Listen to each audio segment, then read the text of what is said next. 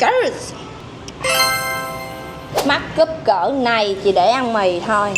Người ta mắt cúp xinh đẹp ha, lồng lộn ha, là để múc băng một cái gì đó nó hoành tráng hoặc là nó đặc biệt. Còn tôi thì mì tôm.